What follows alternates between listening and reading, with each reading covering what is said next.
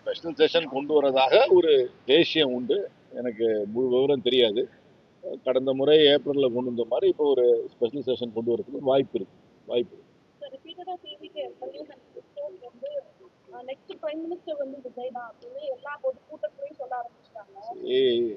எல்லா பார்ட்டிக்கும் கனவு, அம்பிஷன், ஆசை உண்டு. அதுக்கு ஒன்றும் தடுக்கிறதுக்கு சட்டம்லாம் போட முடியாது. அவங்கவுங்க விருப்பத்தை அவங்க சொல்லிக்கிறாங்க. அவங்க கட்சியில அவங்களுடைய அபிமானிய தலைவரை பத்தி சொல்றாங்க. ஆனா பொலிட்டிக்கல் ரியாலிட்டி என்னன்னு எங்களுக்கு தெரியும்.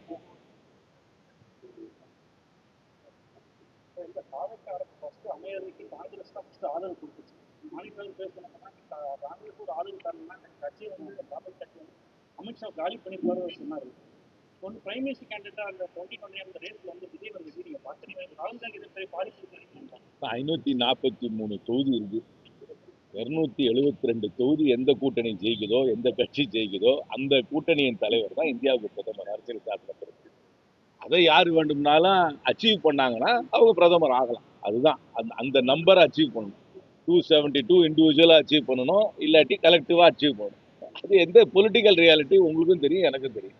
அவர் ஆல்ரெடி பிஎம் கேண்டிடேட் தான் வருவாருன்னு சொல்றவங்க ஒரு மாணிக்காக சார் வந்து ஆல்ரெடி அவங்க எல்லாருமே வந்து ரசிகர் மன்ற நிலையில தான் இருக்காங்க அப்படின்றாங்களே. இதை எப்படி பார்த்து அவங்களுக்கு அவங்களுடைய கட்சி தலைமை மீது ஒரு பெரிய அன்பு, பாசம், எதிர்பார்ப்பு, ஒரு அபிமானியம் இருக்குன்றத முழுமையா ஏத்துக்கிறாங்க. அவங்க பார்ட்டியில என்ன சொல்றாங்கன்றது it makes no difference to the public discourse. இன்னைக்கு பப்ளிக் டிஸ்கோர்ஸ்ல நீங்க என்ன கேட்கணும்? பாலிசி பத்தி கேட்கணும், சட்டத்தை பத்தி கேட்கணும். ஒரு பார்ட்டிக்குள்ள இருக்கிற அவங்களுடைய விருப்புகளுக்கெல்லாம் விருப்ப வெறுப்புக்கெல்லாம் it makes no difference to me. எனக்கு என்ன has no concern to me.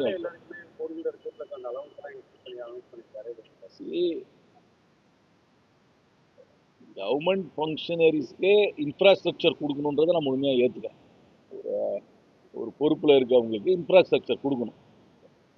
பார்லிமெண்ட்ல எப்படின்னாக்க பெரும்பாலான எம்பிகளுக்கு டெல்லியில் கார் இருக்காது. ஆனால் பார்லிமெண்ட்ல ஒரு கார் பூல் இருக்கு. அது எப்படின்னா ஏர்போர்ட்ல வந்து பிக்கப் பண்ணிக்கும்.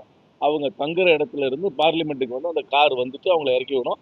எந்த நேரத்தில் வேணால் அவங்க பார்லிமெண்ட்ல இருந்து வீட்டுக்கு போகலாம். அது கார் பூல். அதுதான் சிஸ்டம். ஏன்னா இருக்கிற எல்லா எம்பிக்கும் வெளியூர்லேருந்து வர எம்பி யாருக்கு பெரும்பாலான எம்பி கார் இருக்காது. இந்த மாதிரி சென்னையில் வசதி இல்லாதவர்களுக்கு ஒரு வசதி பண்ணி கொடுக்கலாம். இது வந்து இந்த வண்டி வந்து சென்னையில பண்ண கொடுக்க போறாங்களா இல்லை தொகுதிக்குள்ள சுற்றுப்பயணம் செய்வதற்காக கொடுக்குறாங்களான்னு எனக்கு தெரியல. வசதி இருப்பவர்கள் இதை வந்து இந்த ஃபெசிலிட்டிஸை அவைல் பண்ணாம இருக்கலாம். கர்நாடகா தமிழ்நாடு தொடர்ந்து ஒரு பிரச்சனை போயிட்டு இருக்கு. 3 தமிழர்களை வந்து சுட்டுக் கொண்டாங்க. இது என்னதான் தமிழர்களை மட்டும் சுட்டாங்கன்னு பார்க்க முடியாது. இது வந்து நானும் பார்த்தேன். எங்களுடைய அங்க இருக்கிற அமைச்சர் திரு ராமலிங்க ரெட்டியோட ஸ்டேட்மெண்ட்டை பார்த்தேன்.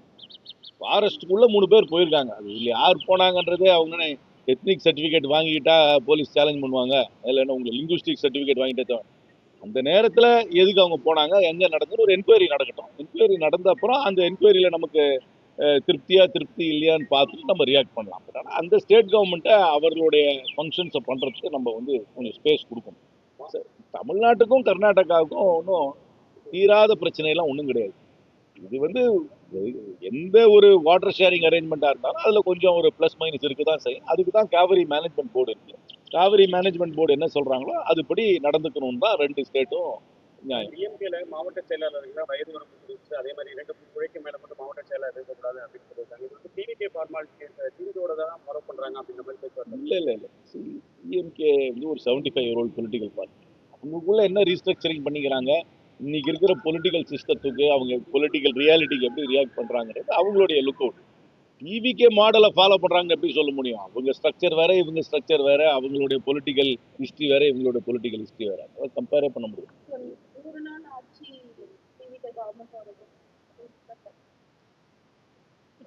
டெங் ஜியாபிங்க வந்து கேட்டாங்க, சைனீஸ் ரெவல்யூஷனை பற்றி நீங்கள் என்ன நினைக்கிறீங்கன்னு கேட்டாங்க. மாசேத்துங் நடத்தின சைனீஸ் ரெவல்யூஷனை பற்றி டெங் ஜியாபிங் கேட்டாங்க. அவர் சொன்னார் 100 ஆண்டுகள் போகட்டும், அதுக்கப்புறம் கருத்து சொல்கிறேன்னு சொன்னார். நீங்கள் 100 நாளைக்கு அப்புறம் என்ன கருத்து கேட்குறீங்க? சட்டமன்றம் வந்து எதுவும் ஒரு தீர்மானம் நிறைவேற்றிட்டு அமித்ஷாவோட கவுன்சிலிங் மீட்டிங்ல போயிட்டு ஒரு எனக்கு வந்து ஒரு உத்தரவாதம் கொடுங்க, இந்த அந்த ரெப்ரசன்ட் குறையக்கூடாது உங்களுக்கு எனக்கு ஆதரிக்குது ஒரு ஸ்டாண்டை மாத்திருக்காங்க. எல்லா எதிர்கட்சி என்ன சொல்றாங்கன்னா ஒரு அண்டர் பட்ஜெட் ஒரு அண்டர் பில்ட் ஆயிடுச்சு. அது மாதிரி இல்லை, இது என்னன்னா என்னுடைய அண்டர்ஸ்டாண்டிங் என்னன்னா, சட்டமன்றத்தில் போட்டதுதான் அரசாங்கத்துடைய நிலை, சட்டமன்ற ஒட்டுமொத்த சட்டமன்றத்தோட நிலை, தாவேக்காவோட நிலையும் அதுதான். அதுக்கு வந்து கிளாரிஃபிகேஷன் கொடுத்துட்டாங்க. அன்றைக்கி chief ministers conference, southern chief ministers கான்ஃபரன்ஸில் அவங்க படித்தது கொஞ்சம் கான்ட்ரடிக்டியாக இருந்தது. அது என்னை பொறுத்த வரைக்கும் இவங்க ஒரு இன்எக்ஸ்பீரியன்ஸ் கவர்மெண்ட்டு, அதிகாரிகள் வந்து கொஞ்சம் கொடுக்குறத அது அப்படியே கொஞ்சம் வாசிச்சிடுறாங்க. அது வந்து இவங்களுக்கு இன்னொரு பொலிட்டிக்கல் அஃபேர்ஸ் கமிட்டியெல்லாம் வரல. நார்மலாக எப்படின்னா சீஃப் மினிஸ்டரோ பிரைம் மினிஸ்டரோ ஏதாவது இந்த மாதிரி கான்ஃபரன்ஸில் படிக்கிறாங்கன்னா அது அதிகாரிகள் தான் தயார் பண்ணுவாங்க. அதை தயார் பண்ணுறத பொலிட்டிக்கல் அஃபேர்ஸ் கமிட்டியில் வைப்பாங்க. அதை வச்சு அதை பார்த்துட்டு ஒரு சீனியர் மினிஸ்டர்ஸ் 3-4 பேர் கிளியர் பண்ணதுக்கு அப்புறம் தான் சீஃப் மினிஸ்டரோ பிரைம் மினிஸ்டரோ படிப்பார். அந்த ஸ்ட்ரக்சர்லாம் இவங்களுக்கு இல்லாத காரணத்துக்காக தான். அதான் நீங்கள் முன்னாடியே பார்த்தீங்கன்னா லெஃப்ட் பார்ட்டிஸு சிஜேபி போடுற ப்ரொட்டஸ்ட்டில் கலந்துக்கூடாதுன்னு ஒரு விஷமமான ஒரு கம்யூனிகே வந்துச்சு. இதெல்லாம் வந்து overreach of the bureaucracy. அந்த பியூரோக்ரஸிக்கும் இவங்களுக்கும் இன்னும் இவங்க political authority over the bureaucracy இன்னும் இவங்க எக்ஸசைஸ் பண்ண ஆரம்பிக்கலன்னு தான் எனக்கு தெரியுது. போக போக ஒரு பொலிட்டிக்கல் ரிதம் இவங்களுக்கு வரும்னு நம்புகிறேன். ஆனால் இது வந்து அந்த பியூரோக்ரஸியோட ஓவர் ரீச்சாக தான் பார்க்குறேன். கவர்மெண்ட்டோட பொசிஷன், அசம்பிளியோட பொசிஷன், அவர்களோட பொசிஷனும் 543 தொகுதியாக இருக்கணும் இந்தியன் பார்லிமெண்ட்டில். அந்த ஃப்ரீஸ் இன்னும் 25 வருஷம் தொடரணும். அதில் 39 தொகுதி தமிழ்நாட்டுக்கு இருக்கு. இல்லை சார், அதிகாரிகள் கொடுத்தாலுமே விஜயோடைய கவனம் இல்லாமல் அவர் அதால சொல்கிறேன், நார்மலாக எப்படின்னாக்கா இதெல்லாம் ஒரு பொலிட்டிக்கல் அஃபேர்ஸ் கமிட்டின்னு கேபினெட்டில் இருக்கும். இதெல்லாம் நீங்கள் வந்து நரசிம்மராவ் டைமாக இருந்தாலும் சரி, ராஜீவ் காந்தி டைமாக இருந்தாலும் சரி, மன்மோகன் சிங் இருந்தாலும் சரி, ஒரு 3-4 சீனியர் மினிஸ்டர்ஸ் வந்து அதை கிளியர் பண்ணுவாங்க. ஏன்னா பிரைம் மினிஸ்டரோ சீஃப் மினிஸ்டரோ இந்த மாதிரி கான்ஃபரன்ஸில் படிக்கிறது ஆல்மோஸ்ட் பிகம்ஸ் பாலிசி. அதனால் ரொம்ப கேர்ஃபுல்லாக அதை பார்த்துட்டு வெளிநாட்டு ஒரு ஜனாதிபதியோட பேச்சுவார்த்தை நடக்கும்போதோ இந்த மாதிரி கான்ஃபரன்ஸ் போகும்போது ஒரு பொலிட்டிக்கல் அஃபேர்ஸ் கமிட்டிமா அந்த ஸ்ட்ரக்சர்ஸ் எல்லாம் இவங்களுக்கு இன்னும் வரல. அந்த ஸ்ட்ரக்சர்ஸ்லாம் வராதனால பியூரோக்ரஸியோட ஒரு டாமினேஷன் இன்னும் இருக்குன்னு தான் நான் பார்க்குறேன். அதை இவங்க கரெக்ட் பண்ணிக்கணும்னு நான் கேட்டுக்கிறேன். டிவிக்கில் மேலும் வந்து ஒரு 10 ஏடிஎம்கே எம்எல்ஏஸ் வந்து ஜாயின் பண்ணுவாங்க அவர் சொல்லுவார். தொடர்ந்து ஏடிஎம்கே அதை நான் ஏற்றுக்கவே இல்லை. முதல்ல வந்து ஃபர்ஸ்ட் ஆஃப் ஆல் டிவிக்கே வந்து இன்செக்யூராக இருக்கக்கூடாது. இந்த அரசாங்கம் 5 வருஷம் நடக்கும். இவங்களுக்கு எக்ஸ்ட்ராவாக எந்த எம்எல்ஏவும் வேண்டாம். இவங்களுக்கே 106 பேர் இருக்கிறாங்க. அப்புறம் 11-12 பேர் மற்ற கட்சியிலேருந்து ஆதரவு கொடுத்துட்டாங்க. இவங்களை தவிர்த்துட்டு யாரும் அரசாங்கம் அமைக்க யாரும் போகிறதில்ல. இவங்களுக்கு அந்த இன்செக்யூரிட்டியே வேண்டாம். இவங்களை ராஜினாமா செய்ய வச்சு இவங்க கட்சியில் வந்து இடைத்தேர்தலை வச்சு இவங்க கட்சியில் சேர்க்கிறத நான் வன்மையாக எதிர்க்கிறேன். அதை செய்யவே கூடாது. அது என்னை பொறுத்த வரைக்கும் அது வந்து அந்த தொகுதி மக்களுக்கு நடக்கும் அநீதியாக தான் பார்க்குறேன். இதை வந்து நான் ஏற்றுக்கவே இல்லை. இது அவங்களுக்கு தேவையும் இல்லை. இந்த இன்செக்யூரிட்டி அவங்களுக்கு தேவையும் இல்லை. அவங்க ஒரு கட்சியிலேருந்து ராஜினாமா, இப்போ தேர்தல் நடந்து 3 மாதத்துக்குள்ள ஒரு சட்டமன்ற உறுப்பினர் ராஜினாமா பண்ணிட்டு அது இன்னொரு கட்சிக்குள்ள போய் நின்று இடைத்தேர்தலை சந்திக்கிறத நான் ஏற்றுக்கவே இல்லை. அதை வந்து நான் வன்மையாக எனக்கு பொறுத்தவரைக்கும் நிராகரிக்கிறேன். குதிரை பேரமா பார்க்குறேன். என்ன பேரம் வேணா வச்சுக்கலாம். நீங்கள் எந்த பேரம் இதை நான் ஏற்றுக்கல. இது வந்து என்னை பொறுத்த வரைக்கும் அந்த தொகுதி மக்களுக்கு நடக்கும் அநீதியாக தான் பார்க்குறேன். அந்த மாதிரி ராஜினாமா பண்ணிட்டு ஒரு கட்சியில் வந்து இன்னொரு கட்சியில் சேர்றதையும் என்கரேஜ் பண்ணக்கூடாது. இவங்களுக்கு பொலிட்டிக்கல் ஸ்ட்ரென்த் இருக்குது. இன்ஃபேக்ட் இந்த மாதிரி ராஜினாமா பண்ணவங்க யாருக்கு அவங்க இடைத்தேர்தலில் சீட்டும் கொடுக்கக்கூடாது. 100 நாள்ல ஆயிருக்கு. நீங்களும் அவங்களோட கூட்டணி பண்ணி 100 நாட்கள் பல முரண்பாடுகள் ஏற்பட்டு இருக்கு. இது 5 வருஷம் கேரி ஆகுது. 5 வருஷம் கவர்மெண்ட் ஸ்மூத்தாக நடக்கும். 5 வருஷம் இவங்களுக்கு 106 சீட் இருக்குது. மற்ற பார்ட்டிஸும் உங்களுக்கு சப்போர்ட் பண்ணுறாங்க. 5 வருஷம் இவர் தலைமையில் என்னை பொறுத்த வரைக்கும் கவர்மெண்ட் ஸ்மூத்தாக நடக்கும். இனிஷியல் டீதிங் ப்ராப்ளம் இருக்க தான் செய்யும். நான் சொல்கிறேனே, அவங்களுக்கு இன்னும் பொலிட்டிக்கல் ஸ்ட்ரக்சர்ஸ் எல்லாம் இன்னும் அமையல. அவங்களுக்கு இன்னும் பொலிட்டிக்கல் ஸ்ட்ரக்சர்ஸ் அமையாத நேரத்தில் இந்த மாதிரி பியூரோக்ராட்டிக் டாமினேஷன் கொஞ்சம் இருக்கும். மற்ற பார்ட்டிஸோட இன்ட்ராக்ஷன்ஸ் வந்து கொஞ்சம் ஸ்மூதன் ஆகணும். இன்னும் போக போக சரியாயிடும் தான் நம்ம. மேகதாதுல வந்து அணை கட்டுறது வந்து தமிழ்நாடுக்கும் புதுச்சேரிக்கும் தான் வந்து பெனிஃபிட்ஸா இருக்கும்னு சொல்லி டிகே சிவகுமார் சொல்லும் போது தமிழ்நாடு சைடுல சிஎம் வந்து அப்போஸ் பண்ணலன்றது கான்ட்ரவர்சியா போச்சு. பரந்தூர் ஏர்போர்ட்டும் பெங்களூருக்கு பயனுள்ள தான் இருக்கும். இதுவும் வரட்டும் அதுவும் வரட்டும், ஒரு பார்த்துக்கலாம். இந்த கவர்மெண்ட் அமைஞ்சு நிறைய பிரச்சனைகள் நடக்குது. பட் அக்கௌண்டபிலிட்டி அப்படின்னு சொல்லிட்டு எடுத்துக்கவே மாட்டாங்க. அப்படின்னு ஒன்றும் பெரிய எந்த இதுக்கு அக்கௌண்டபிலிட்டி எடுத்துக்கணும்? எந்த இஷ்யூக்கு நீங்கள் பொலிட்டிக்கல் அக்கௌண்டபிலிட்டி எடுத்துன்னு நினைக்கிறீங்க? திமுக ஆட்சியில் இருக்கும்போது லாக்அப் மரணங்கள் நடந்துச்சு. திமுக ஆட்சியில் இருக்கும்போதும் லாக்அப் மரணம் நடந்துச்சு. அதிமுக ஆட்சியிலையும் லாக்அப் மரணம் நடந்துச்சு. தாவேக ஆட்சியிலையும் லாக்அப் மரணம் நடக்குது. அது ஏன் நடக்குதுன்னா அது டிஎம்கேயோ ஏடிஎம்கேயோ டிவிக்கோட பொலிட்டிக்கல் லீடர்ஷிப் வந்து போலீஸுக்கு வந்து இன்ஸ்ட்ரக்ஷன் கொடுத்து அவனை அடிச்சு போடுலாம் சொல்ல. இது போலீஸோட கலாச்சாரம். இந்த போலீஸ் வந்து ஒரு கொலோனியல் போலீஸ், வெள்ளக்காரன் உருவாக்குன போலீஸ். கூட்ஸு காலால் மக்களை மிதிக்கணும், நெருக்கணும், நசுக்கணுன்றதுக்காக அந்த மென்டாலிட்டியில் நடக்கிற போலீஸ். நான் பல தடவை சொல்லியிருக்கேன். போலீஸோட மைண்ட் செட்டை தான் மாத்திரமே ஒழிய இது இந்த அரசியல்வாதிகள் யாருமே இதுக்கு இன்ஸ்ட்ரக்ஷன்லாம் கொடுக்கறது கிடையாது. இது நீங்களே சொல்லியிருக்கீங்க, முன்னாடி நடந்திருக்கு, இப்போ நடந்திருக்கு. அப்படின்னா என்ன அர்த்தம்? எல்லாத்தையும் காமன் ஃபேக்டர் போலீஸோட ஆட்டிடியூட். கான்ஸ்டபிள்ல இருந்து டிஜிபி வரைக்கும் சைக்கலாஜிக்கல் ட்ரைனிங், ரீட்ரைனிங் அனுப்பணும். அடிச்சு தான் ஒருத்தன்ட்ட விசாரணை பண்ணுன்ற அந்த ப்ரிமிட்டிவ் குரூவல்ட்டியை நிறுத்திட்டு மாடர்ன் இன்ட்ரகேஷன் டெக்னிக்ஸ் எல்லாம் கற்றுக் கொடுத்து அவர்களுக்கு சைக்கலாஜிக்கல் ட்ரைனிங் கொடுக்கணும், கான்ஸ்டபிள்ல இருந்து டிஜிபி வரைக்கும். இது வந்து எந்த ஒரு அரசியல் கட்சி மீது இந்த பழியை சுமத்துறதை நான் ஏற்றுக்க மாட்டேன். இது ஒரு cultural problem of the police because it has a colonial mentality. பிறந்த குழந்தைகளுக்கு 1 கிராம் தங்க போடுறதுக்கு தாய்மாமன் திட்டத்தை வந்து கோயாளிக்கு வந்து தேர்ந்தெடுக்கப்பட்டிருக்காங்க. 1 கிராம் தான் வேஸ்டேஜ்ன்றது சாத்தியப்படும். தெரியல, அதை நான் படிக்கணும், நான் பார்த்தேன். அது எனக்கே ஒரு விசித்திரமா இருக்கு. அதை கொஞ்சம் டீட்டெயிலாக ஸ்டடி பண்ணிட்டு சொல்றேன்.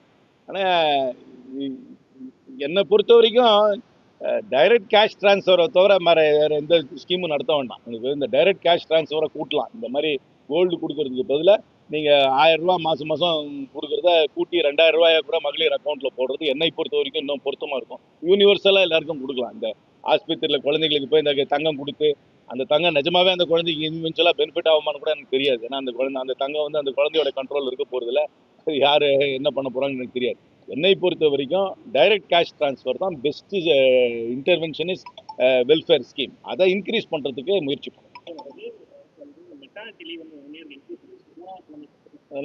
அதை நான் ஏற்றுக்கவே இல்லை. அரசாங்கத்துக்கு ஃபஸ்ட்டு வந்து தமிழ்நாட்டுக்கு ஜனத்தொகை குறையுது, இன்னும் அதிகமாக ஜனத்தொகை தேவைன்னு சொல்கிறதே தப்பு. இந்த 21ஆம் நூற்றாண்டில் நமக்கு ஒரு healthy population, highly educated population தான் வேணும். இன்னும் number for the sake of numbers கொடுக்கக்கூடாது. 3வது குழந்தைக்கு ஊக்கமாக நீங்கள் மெட்டர்னிட்டி லீவ் கொடுக்கறது என்னை பொறுத்தவரைக்கும் கவர்மெண்ட் பாலிசியே இருக்கக்கூடாது. என்னை பொறுத்த வரைக்கும் இந்த ஸ்மால் ஃபேமிலிஸ் தான் என்கரேஜ் பண்ணணும். Small families, highly educated family, highly healthy families ரொம்ப முக்கியம். ஹெல்த்தி ஃபேமிலி இந்த மாதிரி இந்த ஆந்திராலையும் இந்த மாதிரி அறிவிச்சாங்க, அதையும் நான் கண்டிச்சேன், இதையும் கண்டிச்சேன். இது அரசாங்க திட்டமாக இருக்கவே கூடாது. நமக்கு வந்து சிறிய குடும்பங்கள் தான் இந்தியாவுக்கு தேவை.